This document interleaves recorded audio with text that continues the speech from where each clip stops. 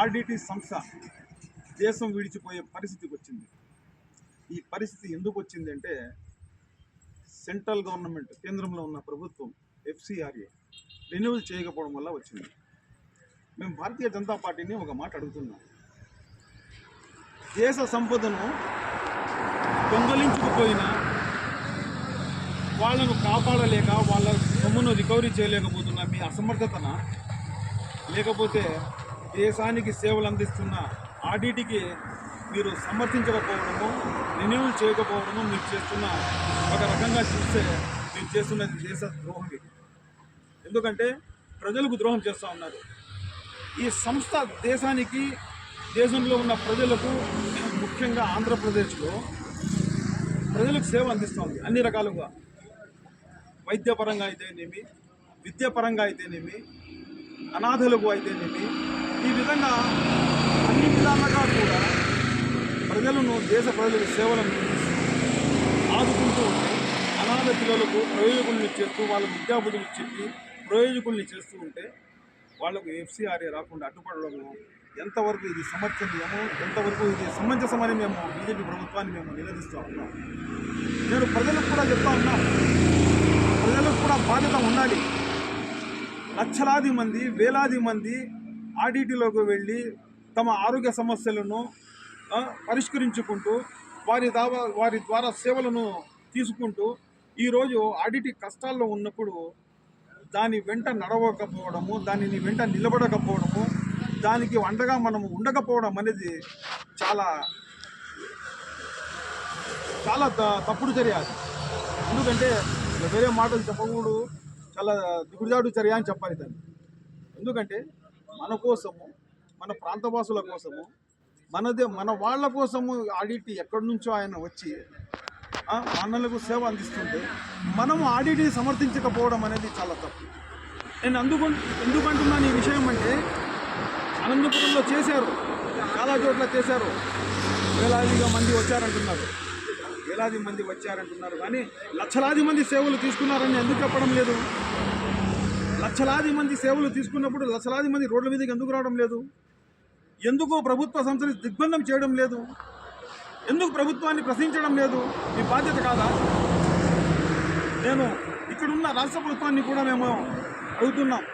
ఈరోజు ఆంధ్రప్రదేశ్లో ముఖ్యంగా తెలుగు వారిని ఆదుకుంటున్న ఈ ఆడిటి సంస్థను ఎందుకు మీరు కాపాడుకోలేకపోతా ఉన్నారు? ఈరోజు బీజేపీ ప్రభుత్వంలో మీరు భాగస్వామ్య పక్షాలు ఉండి కూడా మీ దయా దాక్షిణ్యాలపైన ప్రభుత్వం కేంద్ర ప్రభుత్వం నడుస్తూ ఉంది. మీ దయా దాక్షిణ్యాలపైన ఈరోజు మీరు మీ రాష్ట్రంలో, మీ ప్రాంతంలో, మీ ప్రజలకు అన్యాయం జరుగుతూ ఉంటే ప్రశ్నించలేని, కాపాడుకోలేని మీరు సమర్థులా, అసమర్థులా? మీ విజ్ఞతని మిమ్మల్ని వదిలేస్తూ ఉన్నాం. ఎందుకంటే ఆడిటి నుంచి అనంతపురం జిల్లా, ఉమ్మడి జిల్లా నుంచి ఎంతోమంది ఎమ్మెల్యేలు, ఇక్కడున్న ఎంపీలు అందరూ కూడా మీ దృష్టికి తీసుకొచ్చారు. చంద్రబాబు నాయుడు గారి దృష్టికి కావచ్చు, లోకేష్ గారి దృష్టికి కావచ్చు, ఎంతోమంది తీసుకెళ్లారు మీ దృష్టికి. మీరు హామీ ఇచ్చారు, కానీ మీ హామీని మీరు నిలబెట్టుకోలేకపోతున్నారు. మీరు హామీ ఇచ్చిన ఇన్ని రోజుల తర్వాత కూడా ఈరోజు ఈ ఆడిటి సంస్థ అటు నేపాల్కు కానీ, లేకపోతే అటు బంగ్లాదేశ్కు కానీ, శ్రీలంకకు కానీ వెళ్ళిపోవడానికి అవకాశాలు ఉన్నాయంటున్నారు. అంటే మన దేశంలో మన ప్రజలకు వాళ్ళ సేవలు అవసరం లేదా? నేను మరొకసారి ప్రశ్నిస్తున్నా, ఉమ్మడి ఏదైతే ప్రభుత్వం ఉందో, ఈ బీజేపీ కావచ్చు, తెలుగుదేశం కావచ్చు, జనసేన కూడా కావచ్చు, నేను అడుగుతున్నాను, ప్రశ్నిస్తున్నా, ముఖ్యంగా మీ ప్రభుత్వం ఉండి కూడా మన ప్రాంతంలో మన ప్రజలకు సర్వీస్ ఇచ్చే వాళ్ళను బయట నుంచి ఫండ్స్ తీసుకొచ్చి ఇక్కడ సర్వీస్ చేస్తూ ఉంటే, ఆ ఫెడరల్ గారు కూడా ఆయన స్వర్గస్థులు అయ్యారు. ఇక్కడే ఉన్నారు, ఇక్కడ చనిపోయారు. ఆయన సమాధి కూడా ఇక్కడే అనంతపురంలో బత్తలపల్లిలో ఉంది.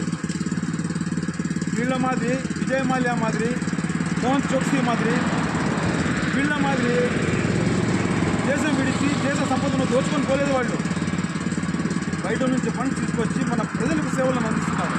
ఇలాంటి సేవా కార్యక్రమాలు చేసే సంస్థను ప్రతి ఒక్కరూ కూడా ప్రజల్లో చైతన్యం వచ్చి ఊరూరా కూడా ప్రజలు రావాల్సిన అవసరం ఉంది.